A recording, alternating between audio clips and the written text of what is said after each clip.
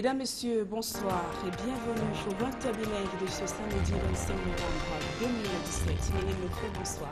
Merci à vous, Nadine Yambotra Television. Good evening to you, ladies and gentlemen. We welcome you to join us in this edition of the primetime bilingual newscast on Equinox Television. Tonight, we talk about the crisis at the Northwest Funds Union, that is in the northwest region of the country, which is far from being over.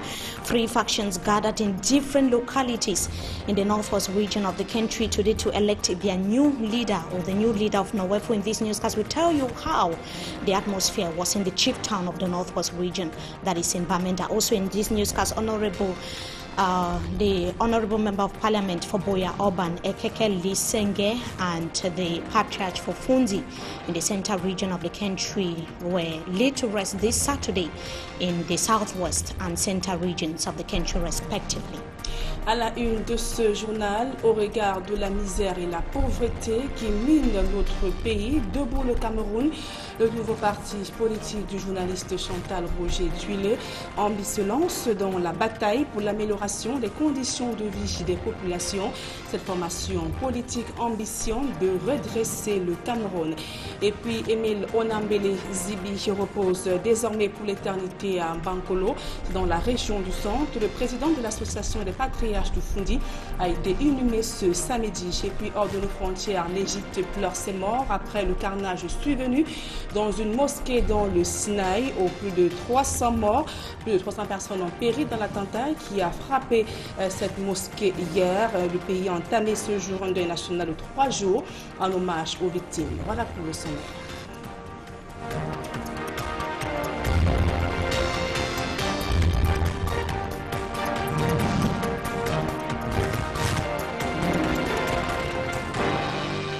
Mesdames, Messieurs, une fois encore, bonsoir et bienvenue à tous. D'abord, cette découverte macabre qui a plongé tout un quartier de la ville d'Ebolova dans la consternation et l'émoi. Le corps sans vie d'un jeune homme a été retrouvé sans vie dans sa chambre. Les circonstances de sa mort restent encore à déterminer.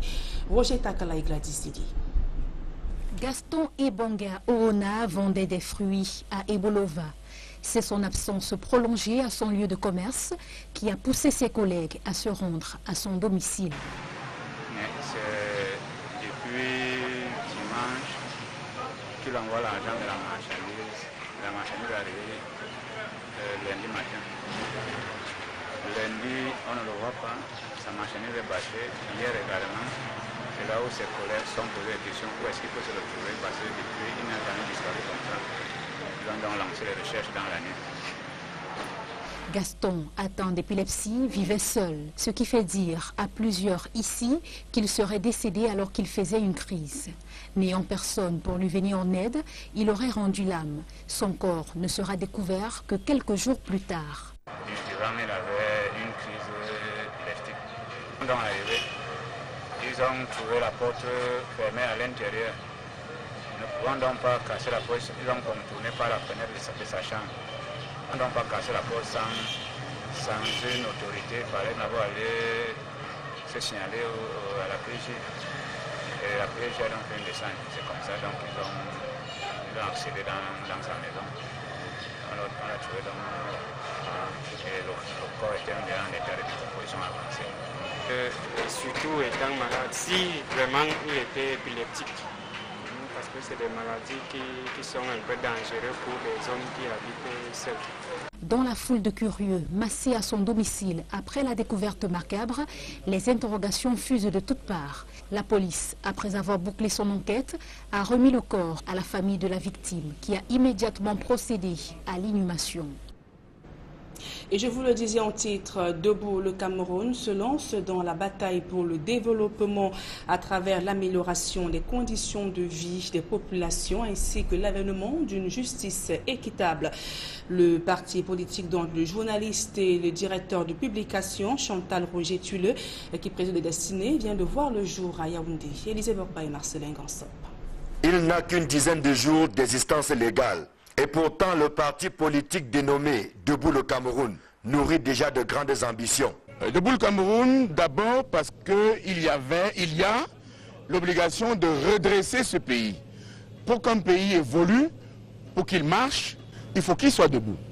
Le Cameroun a atteint de tels bas-fonds de putréfaction, de pauvreté, de misère et d'injustice, au point qu'aujourd'hui il y a une urgence.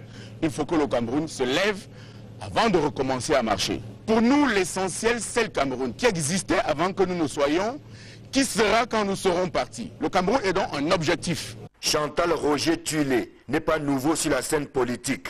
L'UPC et le RDPC, pour ne citer que ces deux formations politiques, l'ont vu passer. Mais le président de Debout le Cameroun dit avoir encore à apporter à ses compatriotes, surtout par ces temps où l'unité et la cohésion nationale sont mises à rude épreuve. Voyez-vous, je considère la politique comme un car de transport qui part de Yaoundé pour Douala.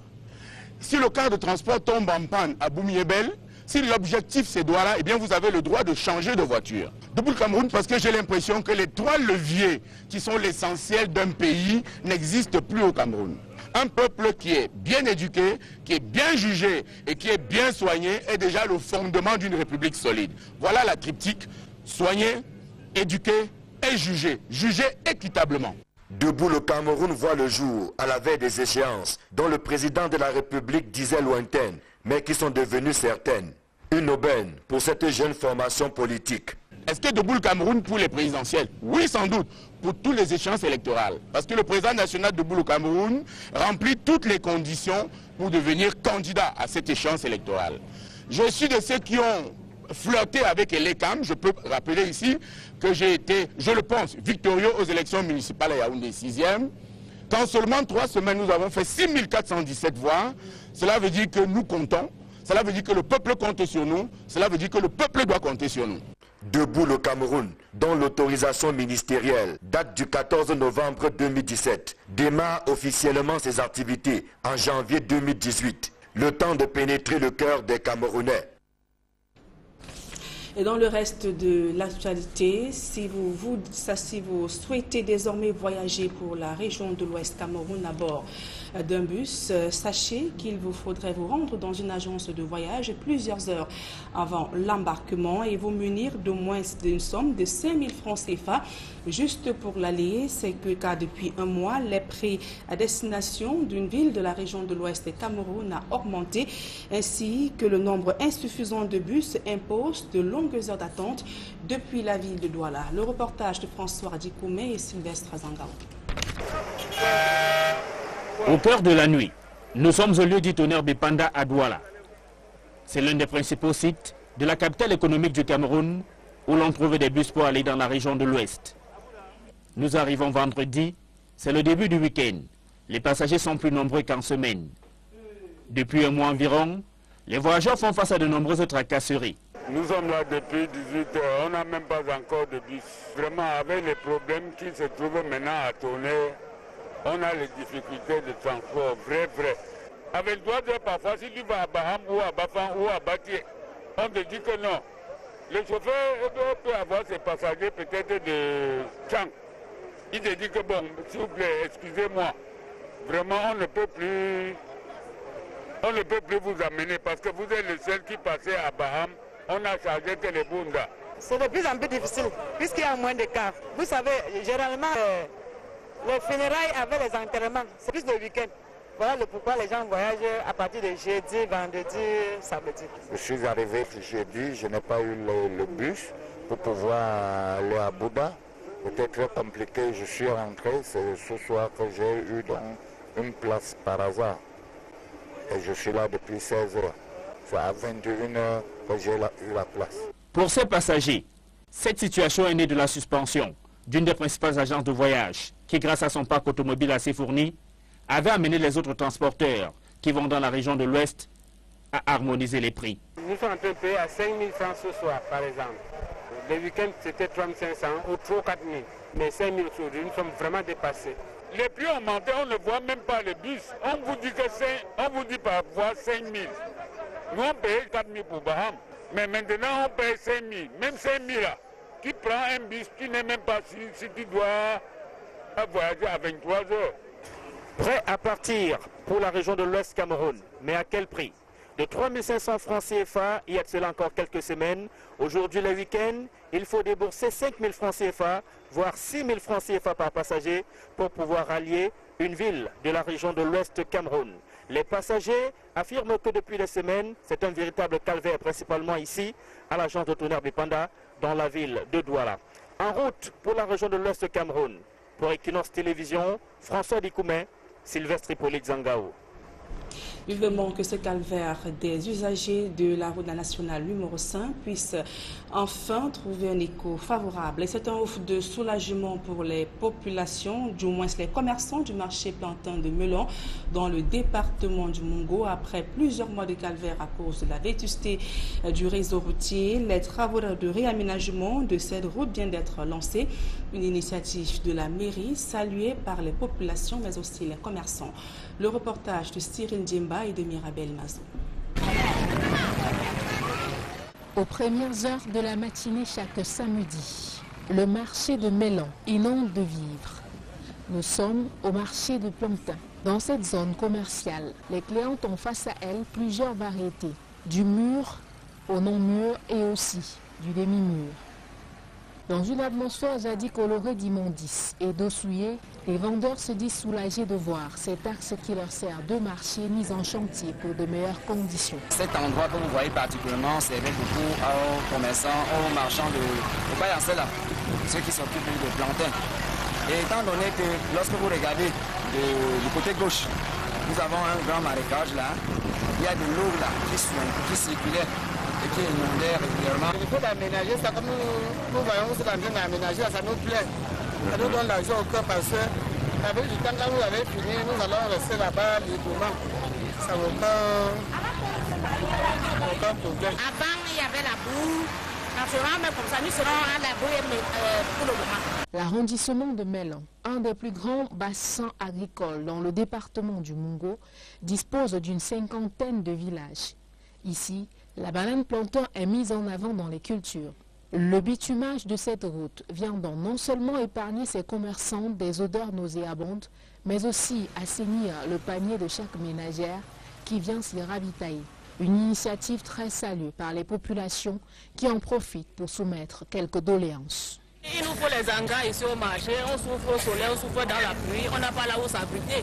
Ce qui nous manque encore, nous voulons qu'on baisse un peu dans la pluie.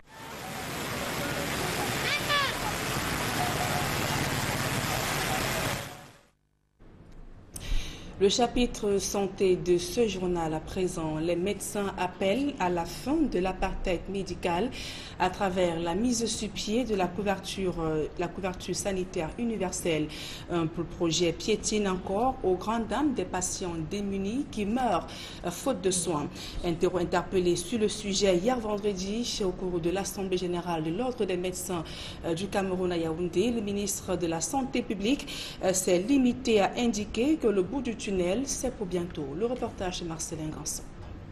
Nous sommes tous des mendiants de la couverture sanitaire universelle. Ces propos du président de l'Ordre national des médecins du Cameroun résument l'attente, voire l'impatience, qui est celle de la plupart des Camerounais, d'avoir accès aux soins de santé, même en étant démunis. Nous sommes toujours, nous les médecins, confrontés à ce dilemme, n'est-ce pas, d'avoir des patients qui sont malades, mais qui sont pauvres et qui ne peuvent pas y payer ni les soins ni les médicaments, et que nous sommes malheureusement, comme vous avez vu dans l'affaire Koumatekel et comme vous avez vu dans le décès de Madame Kana, nous sommes obligés de regarder les malades mourir, l'âme bien en peine. L'avènement de la couverture médicale pour tous devrait mettre un terme à ce que les médecins qualifient d'apartheid médical. Une sorte de ségrégation qui ne dit pas son nom. Le chef de l'État avait dit lors de sa campagne électorale dernière qu'il allait doter le pays d'une couverture médicale universelle. Le problème actuellement, c'est qu'il y avait un débat entre qui allait être le point focal de la mise en œuvre de cette volonté du chef de l'État. Et il a tranché, le chef d'État lui-même, il a confié cela au ministre de la Santé publique. Et c'est le ministre de la Santé publique qui est chargé de mettre en œuvre toute la technicité de ce problème qui est complexe. C'est donc tout naturellement que l'assurance maladie figure en bonne place au menu de l'Assemblée générale de l'Ordre national des médecins du Cameroun. Pour les acteurs de la santé, il est temps pour le Cameroun de passer du simple rêve à la réalité. Nous pensons que le gouvernement a l'obligation de mettre en place cette couverture médicale universelle parce qu'elle est la seule chose que nous pensons que le président peut nous laisser un jour comme témoin de son passage au pouvoir. voir. Si le gouvernement met en place cette couverture médicale universelle, le président Biya va être dans l'histoire comme un véritable promoteur de la santé des enfants. Interpellé, le ministre de la Santé publique entretient la flamme de l'espoir. Au jour d'aujourd'hui, nous disons que nous connaissons maintenant l'architecture de notre couverture santé universelle. Nous connaissons le panier de base qui va servir au départ, le panier de base des soins et des services. Quand j'entends service, j'entends par vaccination, promotion de la santé et autres, les protocoles de soins, de même que l'approche d'accréditation des formations sanitaires. Nous sommes arrivés à la phase du costing global de ce que ça pourrait coûter en une année. Et nul doute que dans les prochains jours, nous pourrons donc avoir maintenant une discussion politique. Qu'est-ce que les Camerounais peuvent payer? Qu'est-ce que l'État devrait payer pour que nous ayons une couverture sanitaire qui se mette en marche?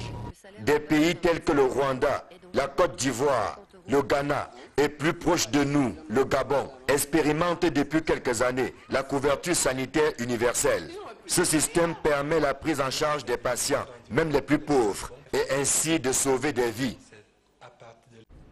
Cette notice dans ce journal avant l'actualité hors de nos frontières. Émile Onambele-Zibi repose désormais pour l'éternité à Bankolo, dans la région du centre. Le président de l'association des patriarches de Fundia a été inhumé ce samedi en présence de nombreuses personnalités, membres du gouvernement, camarades et amis, ainsi camarades de son parti politique, notamment le RDPC. L'ancien président du Tonnerre Kalara Club de Yaoundé, faut-il le préciser, est décédé le 9 octobre dernier des suites de maladies au centre des urgences de Yaoundé. Homme politique et polémiste, il était âgé de 73 ans. Nous y reviendrons. Je vous le disais en titre, deuil national en Égypte après la boucherie humaine enregistrée dans une mosquée du Sinaï. Au moins 300 personnes ont donc péri dans l'attentat qui a frappé la mosquée. L'attaque est la plus meurtrière de l'histoire du pays. Les précisions avec nos confrères d'Euronews. Nous n'aurons pas ces images dans le monde dans nos prochaines éditions d'information. À présent, la deuxième partie de ce journal avec vous, Mine Mofo. Merci à vous, Nadine Yambutra. Televiewers, we thank you so much for joining us in this second segment of the news in the English language. Let's begin right away in the northwest region of the country. Scores of phones in that part of Cameroon boycotted the elective General Assembly of Nowefo, which was scheduled to take place in Kambe, Ndonga, Mantung Division. They converged on Bamenda and elected the Fon of Mbot, His Royal Highness Chief Shea Barnabas as President of the General Assembly of Nowefo. They withdrew from the elective General Assembly, which was taking place today in Kambe, on grounds that the outgoing bureau is violating the Constitution of Nowefo. Details in the following report. Power tussle has continued to prevail at the Northwest Fronts Union, despite order from the Prime Minister, head of government, and the Mesam High Court for constitutional and leadership change at Nowefo. As an elective General Assembly called by the outgoing President Fontechenjia was taking place in Kambe, Ndonga Mantung Division of the Northwest region, a faction of Nowefo gathered in Bamenda for a similar exercise. This was the outcome of the Bamenda meeting. Northwest Funds Union, His Royal Majesty Fonche Barnabas Mbonyi, the second of Mbot, President General-elect of the Northwest Funds Union, Nowefo, has the honor to make public the newly elected Nowefo Executive Bureau with Fonche Barnabas Mbonyi, the second of Mbot as President General, Fon Yakum Kevin Telvi of Bambalang as Secretary General, and Fon Asana, the second of Njong, as Treasurer General. Fonche Barnabas Mbonyi, the Fon of Mbot, is from Ndonga Mantung, the division where the new President of Nowefo was expected to be selected. When reporters sought to know how legitimate the move is, given that other Nowefo members were meeting in Kambe and Do, the Fons replied by saying that they are backed by the Constitution. What it is taking place there, it is a fake and selfish gain people who have modified a certain constitution which we have never adopted it. We are following our constitution of 1999 till the 7 divisions. of the whole Northwest. It's true. Before, reports from the chief town of Ndonga Mantung indicate that the phone of Kambe was made new Nowefu president by the outgoing bureau. The Fonds in Bamenda explained that their decision to withdraw from the elective General Assembly followed allegations of how the outgoing president was nursing plans to modify the constitution and create the post of president of General Assembly at Nowefu. To these custodians of the Northwest tradition, only a General Assembly has the power to change the Nowefu constitution and not an executive meeting or an individual. And we must work with our own constitution, and the constitution will never be tampered on. And we have to do it to maintain the culture of the Northwest Traditional Rulers Union. The reaction of the outgoing president of the Northwest Fonds Union is still awaited. Fontechia of Ngenbua in Momu Division of the Northwest Region of Cameroon doubles as senator was elected on March 16, 2012 for a 3-year mandate which expired in March 16, 2015. And in the central region of the country, the publisher of La Tribune de l'Est, that is, the publisher has unveiled his political ambitions ahead of the 2018 presidential elections in Cameroon. Chantal Roger Tuile declared to reporters his intention to take part in the 2018 elections under his party, Debout le Cameroun, translated in English as Stand Up Cameroon. The media practitioner was speaking today in Yaoundé 10 days after his party officially came into existence. Chantal Roger Tuile says that justice, education, youth employment and better living conditions of Cameroonians are the values that his party is going to be standing for. We could see how he was speaking to reporters in Yaoundé today. And in the northwest region of Cameroon, we take you now to Bafut Mezam division of the country with the poor road network, despite the cries of local inhabitants for the government to reconstruct the road. The Bafut Council recently offered heavy-duty equipment to rehabilitate the roads, as we hear in the following report with Katran Kone. Being made up of 54 villages, access to these villages is very, very difficult. Access to some parts of Bafut in Mezam division of the northwest region is a nightmare to commuters, as part of the road are practically impassable.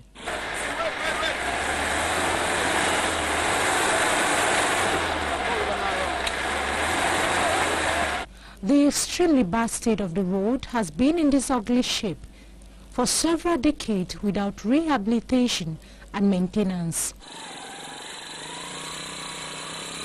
The deplorable state of the road has been the outcry of the population who could not transport their farm produce due to the non-existence of the road.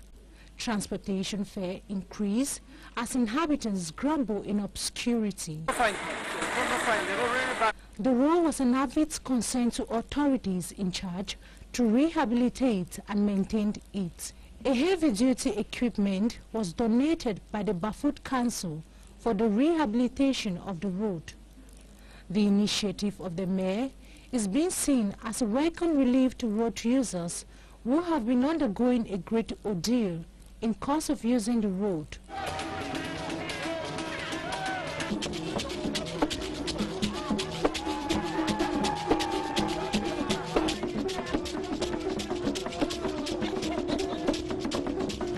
These heavy-duty equipments, according to the population, will go a long way to improve the state of the road. However, the caterpillar and the truck are being put into use as some roads in the municipality are graded, accessible and others maintained. Katrin Kone, they're reporting now on a sad note in the presence of members of parliament and administrative authorities in the southwest region of Cameroon. Honorable Ekeke Lisenge in Boya or of Boya Oban was laid to rest today. That was in his private residence. The emotional atmosphere was captured by a reporter. We can see how the ceremony was attended, heavily attended by members of parliament and also administrative authorities.